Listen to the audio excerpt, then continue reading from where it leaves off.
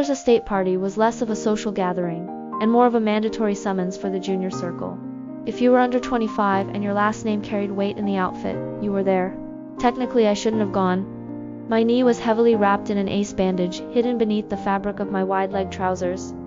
I was limping slightly, favoring the injury with every step. But staying home would look like defeat. And I wasn't defeated. For the first time in years, I was liberated. I stood by the bar, nursing a club soda while the whispers followed me like a cloud of gnats. Everyone knew about the pool. Everyone knew about the stairs. Eliana, Mason Riley nodded at me as he approached. He was Jox's best friend, a consigliere in training, and right now he looked at me with unbearable pity. You look good. I'm good, Mason, I said, keeping my voice even. Then the room went dead quiet. Jox walked in. Catalina was draped on his arm. She was wearing a dress that cost more than my car, a gift from him, no doubt. He scanned the room, hunting for me. So when his eyes locked onto mine, he lifted his chin. A challenge. He expected me to run. He expected me to cry.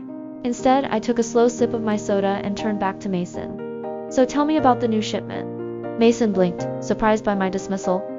Yeah. Well, Jox didn't like that. Steered Catalina toward us, carving a violent path through the crowd. Enjoying the night? Jox asked, stopping right behind me. His presence was a heavy weight against my back. I turned slowly. It's fine. A bit crowded. I heard you went to the hospital, he said. His tone wasn't concerned, it was probing. He was searching for cracks, wanting to know how much damage he had done. Just a sprain, I said breezily. Nothing permanent. Unlike some things, Catalina chimed in, snuggling closer to him. I looked at her, letting my gaze drag over her outfit. Enjoy the jersey, Catalina. It's polyester. It doesn't breathe. The circle around us stifled a laugh. Jox's eyes narrowed into slits. Let's play a game, someone shouted from the back. Truth or dare? It was a childish tradition, but in our world, the dares were dangerous, and the truths were ammunition. We moved to the sunken living room.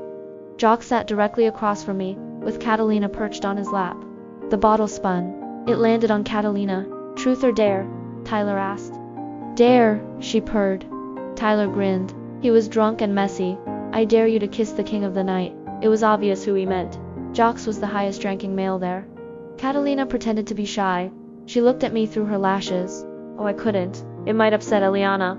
The room went silent. They waited for my reaction. They waited for the jealousy, the rage, the tears. I checked my watch, feigning boredom. Why would I care? I asked, my voice steady. He's not my concern. Jox stiffened. His ego took the hit like a physical blow. He was used to my adoration, my desperate need for his approval. Indifference was a language he didn't speak. He seized Catalina's face, then he kissed her. It wasn't romantic, it was brutal. It was a display of ownership and dominance meant to mark her and humiliate me. He ground his mouth against hers, making a show of it, his eyes open, staring right at me. He was daring me to look away. I didn't. I watched with the clinical detachment of a scientist observing a lab rat. When he finally pulled away, Catalina was breathless and smeared with lipstick. Jox looked triumphant. She's a better fit anyway, Jox announced to the room, his voice loud. A real woman knows how to please her man. The insult hung in the air. It was a direct attack on my honor, implying I was inadequate. Mason looked uncomfortable, shifting his weight. Jox, maybe take it easy. Why? Jox sneered. Eliana doesn't mind. Do you, Ellie? He used the nickname only he was allowed to use.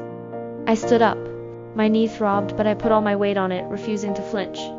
You're right, Jox, I said. I don't mind. Because to be offended, I would have to value your opinion. I grabbed my purse, and frankly, I added, looking him dead in the eye. I don't think about you at all. I walked away. I felt his rage burning into my back, hotter than the kiss he had just shared. He had tried to break me publicly. Instead, he had only proven that he was already broken.